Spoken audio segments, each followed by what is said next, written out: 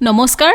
বৰ্তমান অসমত ভাইৰেল হৈ আছে এখন পত্ৰ যোনখন হৈছে এখন এজন IPS বিষয়া পদত্যাগ পত্ৰ ইতিমধ্যে সংবাদ মাধ্যম হক সোশ্যাল মিডিয়া সকলোতে ভাইৰেল হৈ পৰিছে এই পত্ৰখন অসমৰ সকলোবোৰ ৰাইজে এই পত্ৰখনত যি লিখা আছে হেয়া দেখি সকলোৱে আচৰিত হৈছে কাৰণ কোনেও হয়তো ভবা নাছিল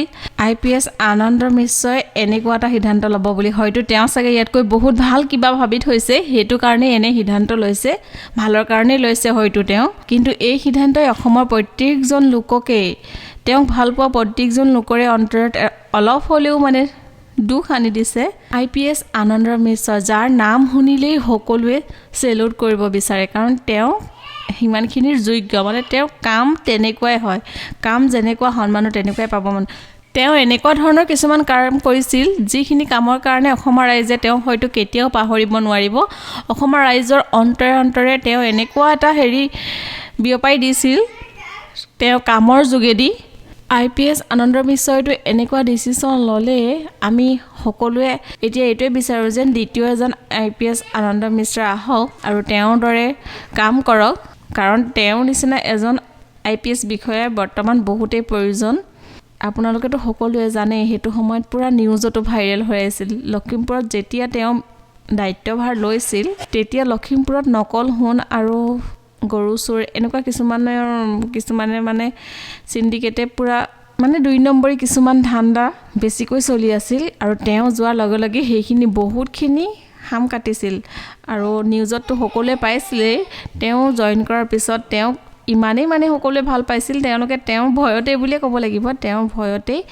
বহুতখিনি তেনেকুৱা ব্যৱসায়ীয়ে নিজে আহি তেওঁৰ ওচৰত আত্মসমৰ্পণ কৰিছিল এজন IPS বিষয়া হবৰ কাৰণে কিমানখিনি কষ্ট কৰিবলগীয়া হয় এয়াতো সকলোৱে জানে কিন্তু সেই কষ্টৰ অন্তত যেতিয়া তেওঁলোকে এজন IPS বিষয়া হৈ গৈ তাৰ পিছত তেওঁলোকে নিজৰ মতে সকলোবোৰ কাম কৰিব নোৱাৰে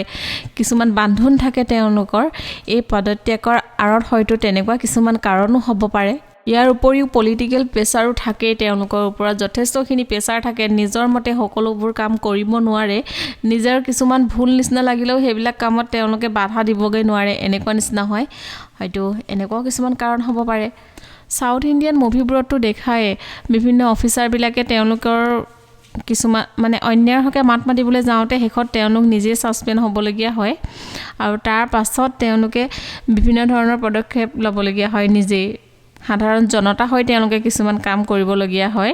কাৰণ অসত্য তেওঁলোকে দেখি থাকিব নোৱাৰে এই বৰ্তমানো হয়তো এনেকুৱা কিবা হ'ব পাৰে অনাগত দিনত সমাজ কল্যাণৰ বাবে তেওঁ হয়তো আৰু বহুত ভাল কিবা কিবি ভাবি থৈছে হেবিলাকৰ কাৰণে হয়তো তেওঁ এই সিদ্ধান্ত লৈছে হয়তো আমি অনাগত দিনত এজন পলিটিক্যাল লিডাৰ হিচাপেও তেওঁক দেখিবলৈ পাব পাৰো তেওঁ যিয়ে ভাবি নথক লাগিলে তেওঁ ভাবি থকা সকলোবোৰ সম্পূৰ্ণ হওক ভিডিওটো যদি ভাল লাগিলে আপোনালোক সকলোৱে লাইক কৰিব কমেন্ট কৰিব শেয়াৰ কৰিব আৰু প্ৰথমবাৰলৈ যদি চাই আছে তেনেহলে চেনেলটো সাবস্ক্ৰাইব কৰি দিব পুনৰ এনেকুৱা ধৰণৰ ভিডিও যদি আপোনালোকে চাব বিচাৰে তেনেহলে বেল আইকনটো টিপি থব তেতিয়া আপোনালোকে ভিডিওৰ নটিফিকেশন সমূহ সোনকালে পাব